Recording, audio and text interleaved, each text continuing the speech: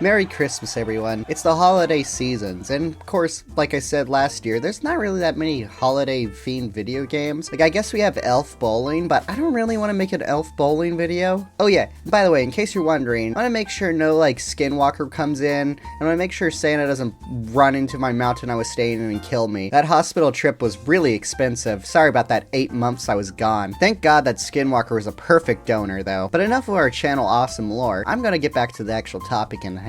Like I said earlier, there's not really that much holiday-themed games to begin with. Unlike movies who get plenty of Christmas movies, there's barely any Christmas games. But that's okay, because one of my favorite things that companies will do to celebrate Christmas for video games is having a Christmas reskin of all types of games. I absolutely love this, whether it be small updates, live service games doing it, or expansion packs. This kind of form of expansion pack is kind of dead.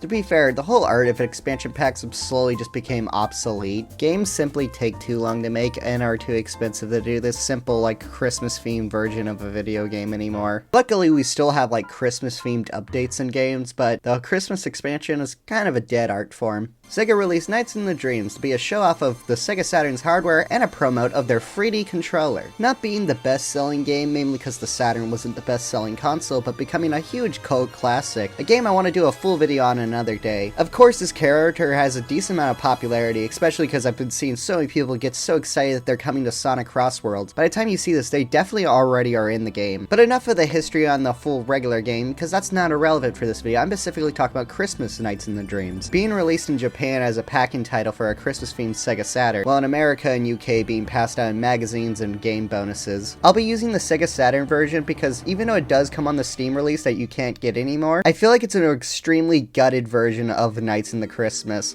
There's a lot of bonus stuff that just isn't there. I will go over the Sega Saturn version just for this explicit reason. But yeah, enough of that, let's begin talking about the game. The game begins with this really fun artwork and describes the story of it. Pretty much Clarice and Elliot realize, well, there's no Christmas star on a building that they think looks like a Christmas tree. They think this star needs to be must-have to be there, so they need help with nights. Even though the building is not at all decorated, but they just think it really needs a Christmas star to enlighten everyone's Christmas spirit. But yeah, you'll pick between the two kids, Clarice or Elliot. Both of their levels are pretty much identical and not very much different, and you have to do both just to beat the game and get the actual proper ending, so it doesn't matter which order you do them in. But I will start with Clarice because, well, she's the first one, and ladies first. I love the little outfits they bothered to put them into, and I'll get into more because there's even more outfits they have crammed into this damn disc. And though the game isn't all that different from the original Nights in the Dreams, it's still fun, and I love how jolly and I love the aesthetic and soundtrack they went for. It looks amazing. I already think Nights in the Dreams has an amazing art direction, and then just add some generic Christmas stuff here, and, well, it adds a lot. It's really fun and I love it. After you finish Clarice, you can play Elliot's, and then after you do Elliot's, you get the final cutscene. But yes, Christmas is saved because you put a star and it makes everyone feel slightly jolly, and Knights isn't in their Christmas outfit. But if it was just this, I really wouldn't make a video on this game because there's so much more crammed into this than just 2 levels. After beating a level, there's a little bonus screen where you have a little matching game to get little bonuses. Some of these bonuses go beyond just being simple artwork of the characters, like borderline extra modes, and don't mind that Sonic, we'll get to him later. I like this because it gives an incentive to play. Honestly, I could see a good bit of time a kid can get out of this one simple disc over the base game just because they wanted to 100% it. There's a decent amount of content for this being such a simple thing that really didn't need to have that much. You have to go 3 different steps of this little match bonus game. Each time you get a really funny up-close render of the character.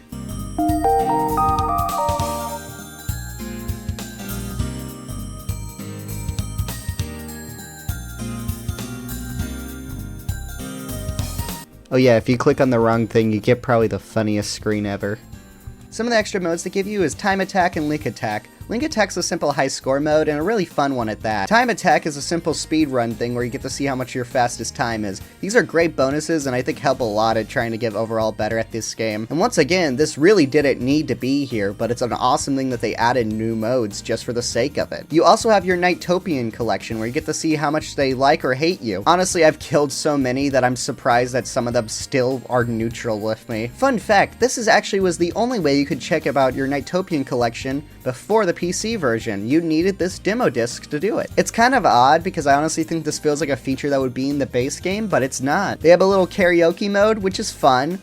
I'm considering doing a bit singing it, and a little melody maker, which you get to play a little own level with your own little melody. I'm not smart enough to understand how this works or patient enough to figure it out, but it's a cool feature either way. And the most crazy bonus of all, Sonic in the Dreams. This is one of Sonic's first depictions in the 3D where of a fully playable little thing of him running around and doing it. It's the same loop as Nights in the Dreams, but you play as Sonic, and it's kind of scuffed, but I can imagine being a kid back in the day and this being fucking awesome. I can imagine a lot of kids wondering what the next Sonic game is going to be like with this in mind. It's a really cool little thing to have here, even though I think it actually plays like shit. And of course you get a whole bunch of renders of these characters. I feel like a part of it was lost in the PC version where they would give all these the moment you beat the game, and I think that's a good thing and all, because I definitely think I could see this being really tedious to look at artwork, but I don't know, I kind of like the little grind that I had to do to grab all this. And a whole bunch of merchandise that you could buy at the time. I really wish I could get my hands on a lot of this, but I definitely can't without at least fording over a leg. Honestly, I miss when video games would have a lot more bonuses like this. This kind of feels like something they just don't really do anymore.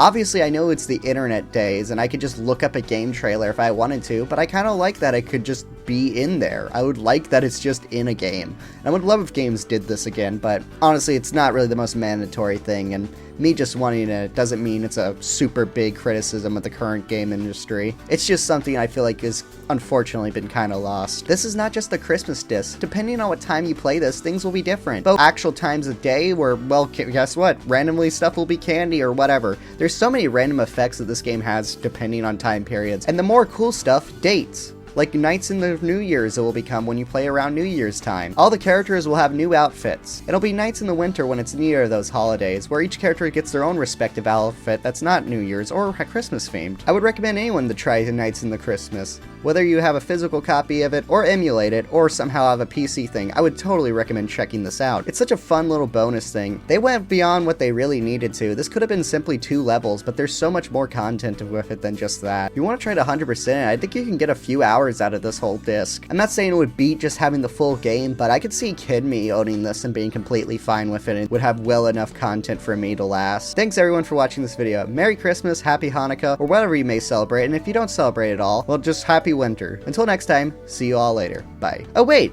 Hey, there's a Christmas present here. Huh, I don't guess it won't hurt if I open it early. Oh, that's a bomb. Give a star of happiness to the heart of everyone. Merry Christmas. I can see your face.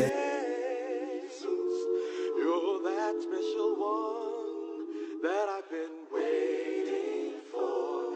And I hope you're looking for someone in my dreams.